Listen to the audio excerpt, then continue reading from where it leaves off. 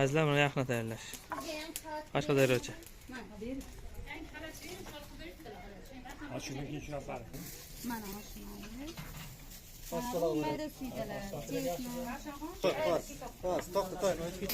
Azizlar yaxna tayyorlashni boshladi. Qashqadaryo yaxnasi. Yaxna. Mana hozir qo'y go'shtidan hozir ko'rsatamiz. Jarayonlarni ko'rsatib o'tamiz. Mana shunda cho'p qo'yiladi, tutki bu. Hozir qanday terilishi o'sha bosh jarayonlarni ko'rsatib o'tamiz. Boshidan o'rganaman deganlar uchun.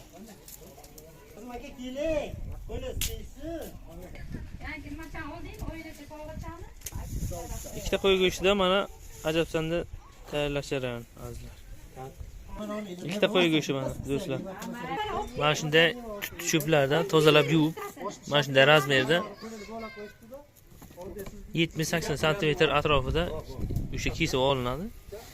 25-30 ta atrofida o'shani qo'yib chiqiladi qozonning ichiga. Mana shunday shaklga, keyin suv qo'yib, qaynatib go'sht qo'yiladi ustiga. O'sha suvni bug'aya pishadi bu go'shtimiz. Ko'rsatib o'tamiz. Ikkita qo'chqor go'shtidan tayyorlanyapti. Mana cho'plarni terishadi.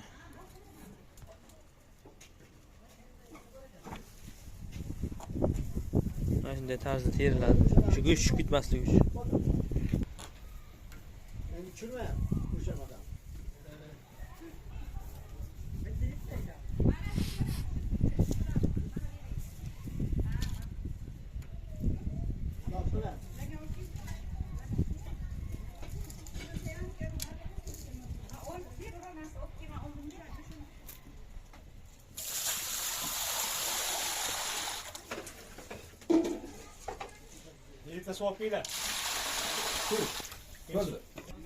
Cho'plarni mana shu shaklda terib olamiz, keyin suv solib boshlaymiz azizlar. Hozir jarayonlarni ko'rsatamiz. Hozir 20 litr soldik. Hozir yana jarayonlarni ko'rsatib ko'raveramiz qanday pishirishdi. Yaxna ajabsanda deyiladi Qashqadaryoda. Shu suvni bug'aya pishadi bu. Ko'rsatib o'tamiz qanday jarayonlar, ikkita qo'chqor pishirilyapti bu yerga.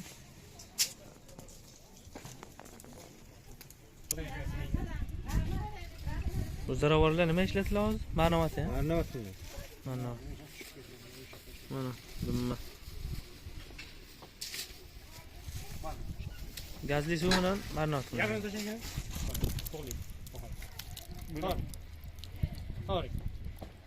Bo'ldi. Tayyor.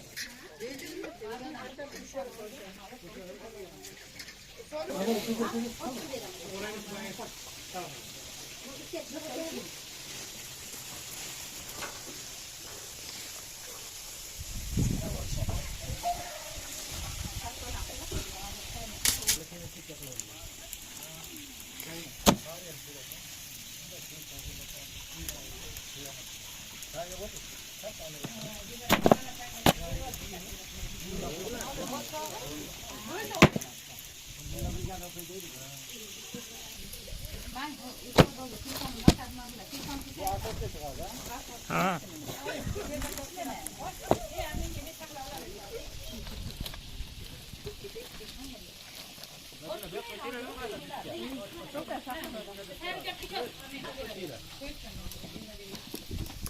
Mana shu tarzda kesib chiqiladi va marhamat qiladi. Orasiga chesnak o'sha tayyorlangan ziravorlar qo'shiladi.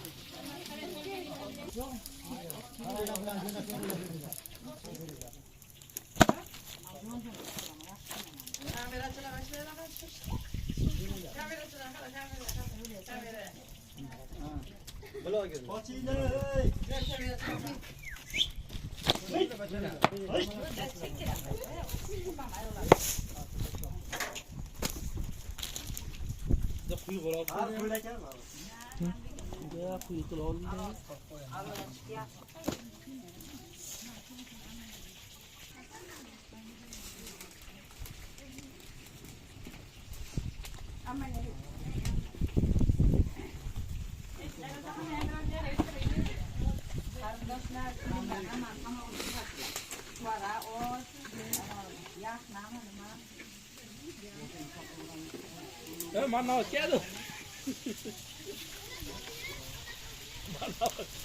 Akıradı var.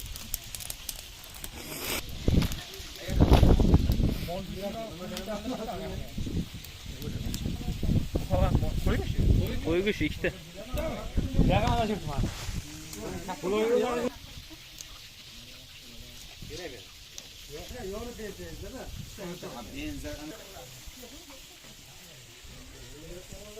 ...50 kilo mana. 200 lik qozon mana.